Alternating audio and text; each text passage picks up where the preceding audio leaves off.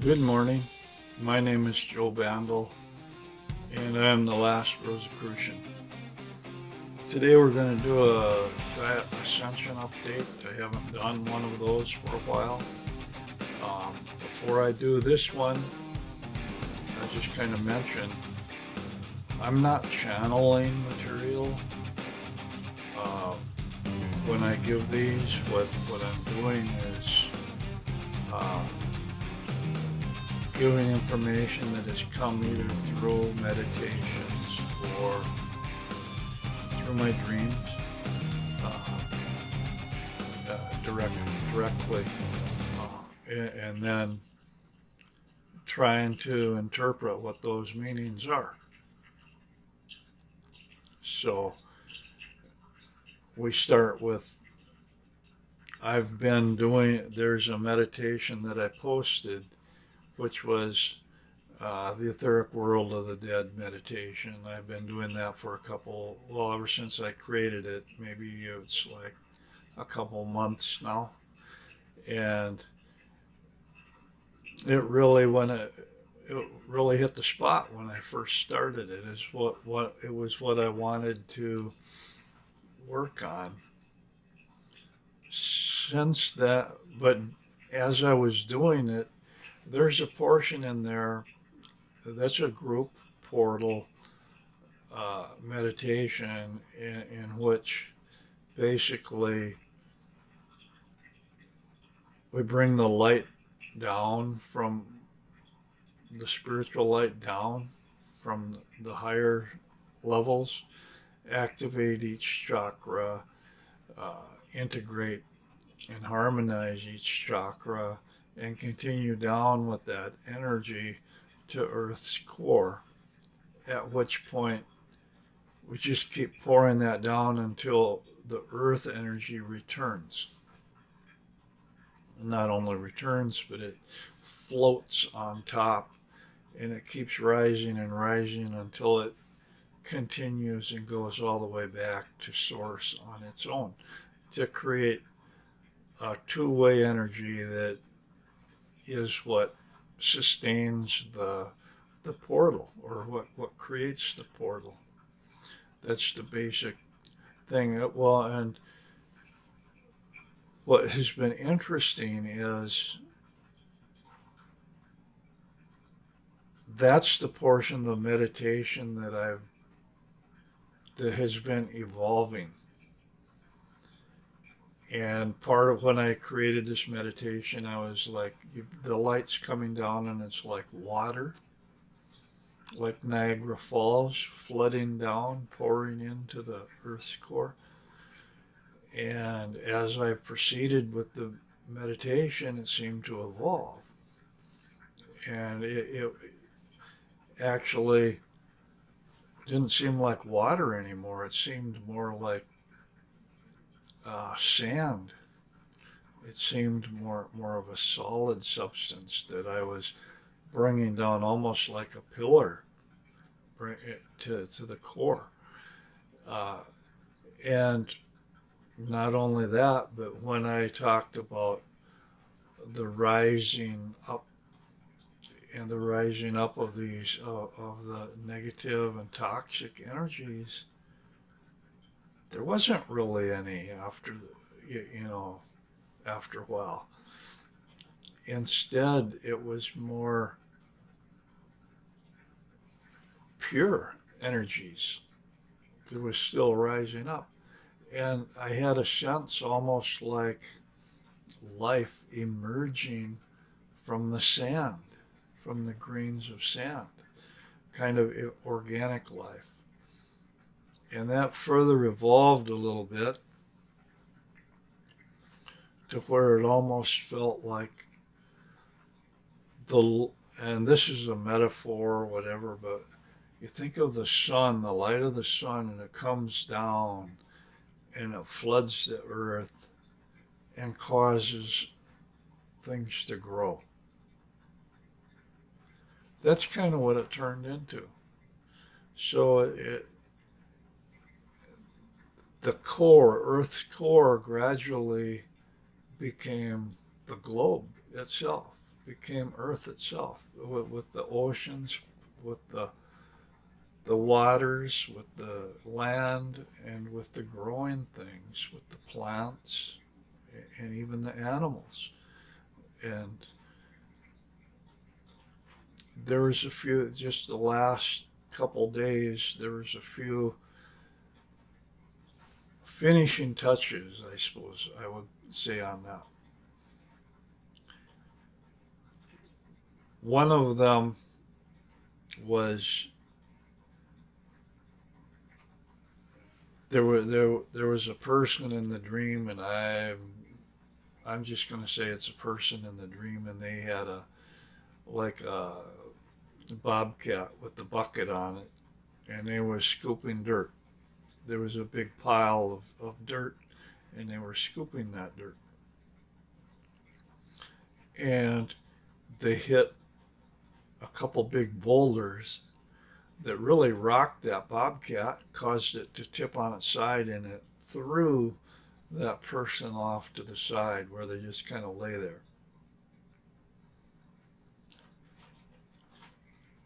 And I was watching, and the sense I had, I didn't have any animosity or whatever, but I was like, I was just watching. So what I'm thinking is that represented somebody that was trying to create something out of that sand, that pile of dirt, that newly created pile of dirt. And they failed. Well, then the next night, or you could even say last night, I dreamed of this incredible new construction area. Well, first I dreamed of kind of having my own living space or whatever that was just kind of a nice little home to live in or something. But then I dreamed of it was almost like a big construction site of an incredible shopping mall, is almost what you could say. There was like shelves being built for library books, uh, little niches set in to a place like a cafe where people could sit and have coffee and drink coffee and talk. Uh, and all these other places that had the sense that they could be like store, like places for stores, where where you could get things, but it was all kind of hooked together, and it was like you go through a door, you go through a passageway, you come out on another one, and everything was made out of nice kind of like wood paneling or wood. Uh, it was wood. So, and I never thought about it until afterwards, but there was a lack of technology. On the one hand, everything seemed kind of like modern, but with a theme that was kind of natural, and it seemed like it was very uh, harmonious with a earth theme, with a nature theme.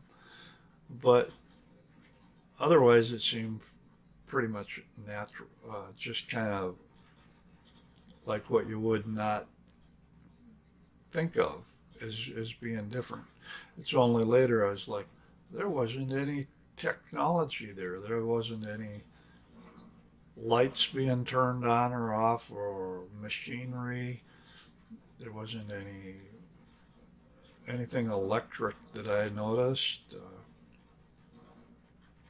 So I mean, it seemed to have organic ties.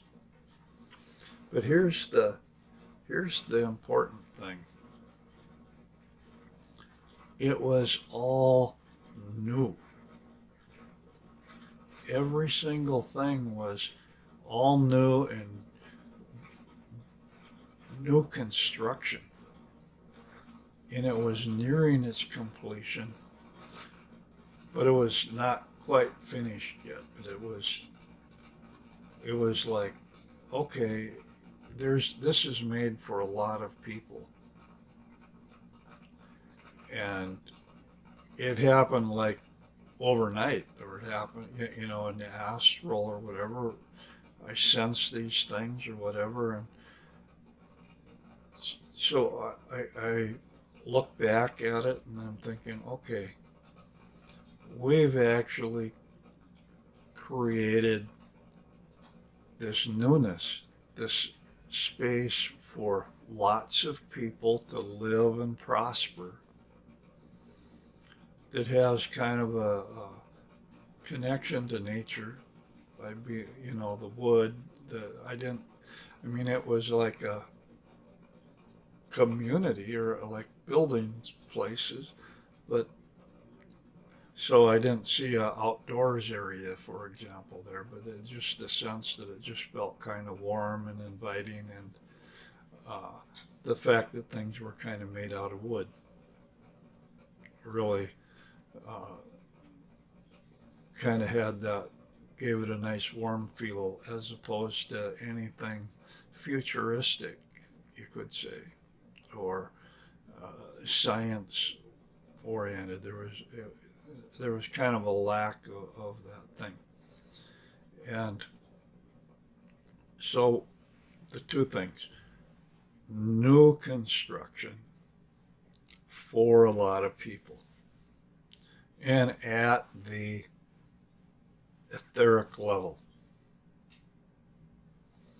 And I got to looking at some other sources online that I look at, people that I look at, and uh, they're also saying, hey, there's a new timeline that has came in, and you have kind of like your planet A, your planet B split. Some people are going one way, some people are going the other way. And I was definitely going to this new place, this new area that was being built. There was definitely nothing of the old. Everything was new, and it had a good feel to it, uh, a good connection to the earth. So I mean, it was solid. So that's my takeaway. And when we talk about Gaia's ascension or whatever, what I'm just going to say is, I know that this is what's in my dreams. This is what is in my astral or etheric self. This is when we talk about. There's sometimes you think about uh, how reality can be a hologram, like the holographic universe, and each individual has a small replica of that hologram inside them. That's the way I choose to talk about this, or to think about this. And I'm just going to say that hologram, or that seed that's inside me, is reflected as that dream, and it reflects a new world that's being built. A new world, not only for me, but for other people.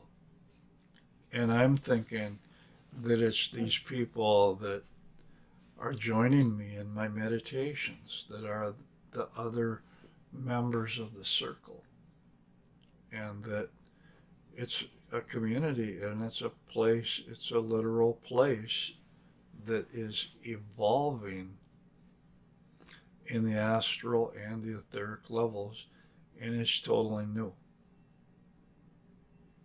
And it's where my soul group and I are going to end up. Does that mean it's going to be physical? Well, it's going to be physical to me. I mean, it's probably I lose this physical body at some point.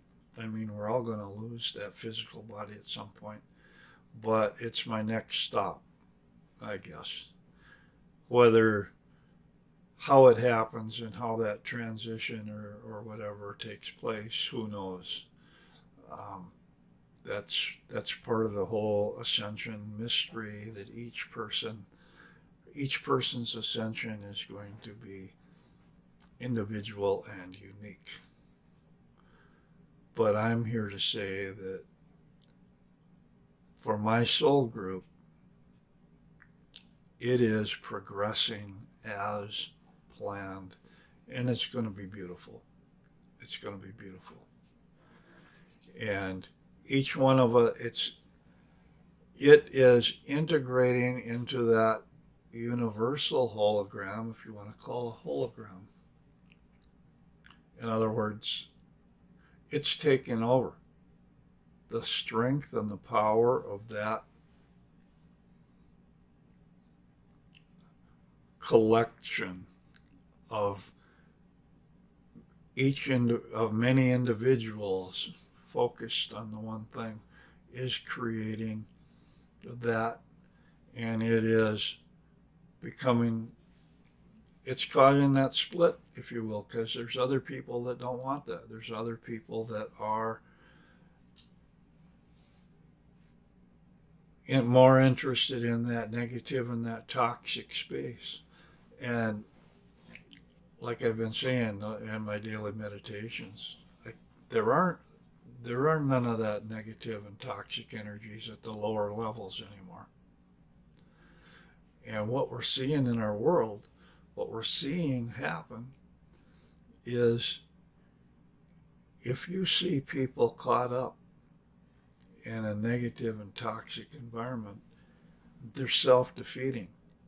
They're fighting against themselves or versions of themselves.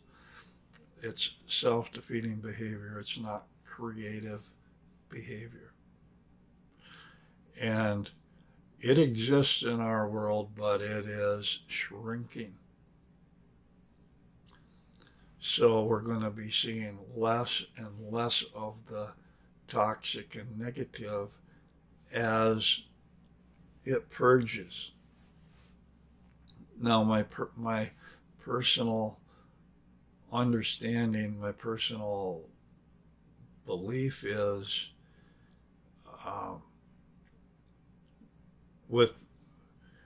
within the next 20 years, it's probably likely that there's going to be some real catastrophic changes to the environment. We're talking like a pole shift. We're talking like the total failure of the electrical grid and being thrown back to an organic subsistence level, because every new age begins at the lowest level. That's the dominant theme. The dominant theme, the root chakra energies of survival, of sustenance, of everything required for safety. Instead of being up in the head, instead of being up in the science and technology area, it's really food and shelter and, basics to the best ability. And we still have time. We have time to understand the nature of what's coming and create self-sustaining communities wherever it is in the world that we live. And if we can do that, a lot of us will get through the coming changes fine.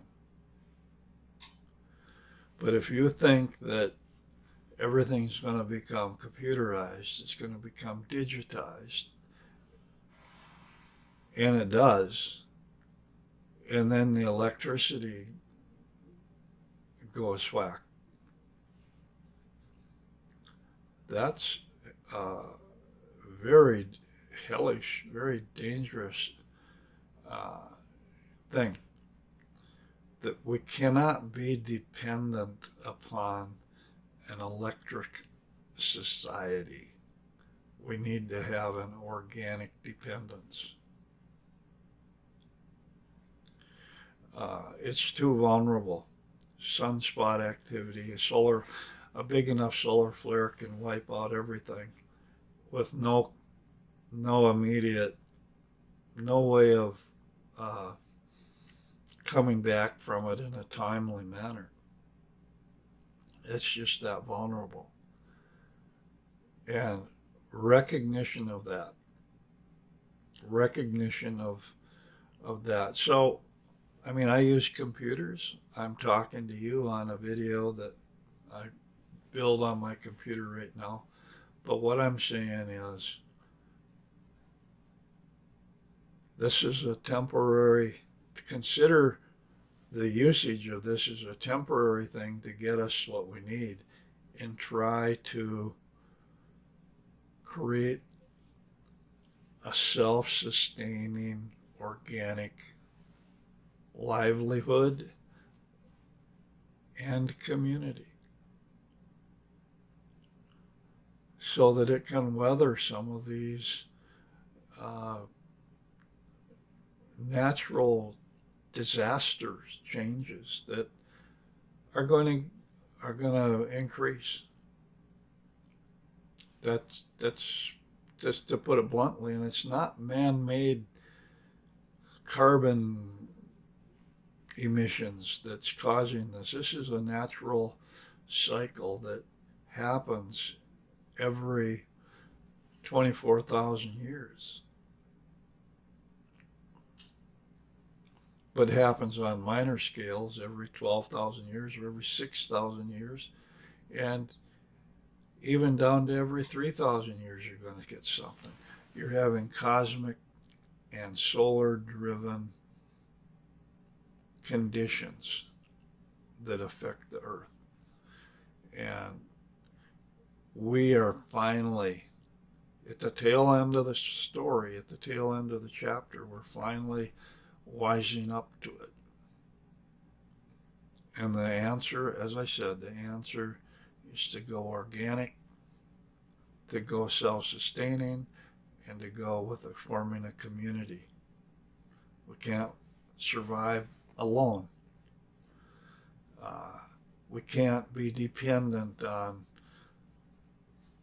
resources that come from 1,000 miles away. We need to be dependent on resources that are created locally. And right now we do have the science, we do have the technology that we can do that.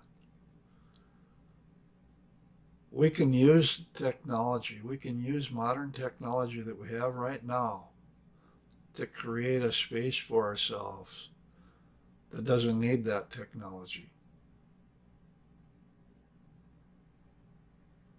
I'll leave you with that.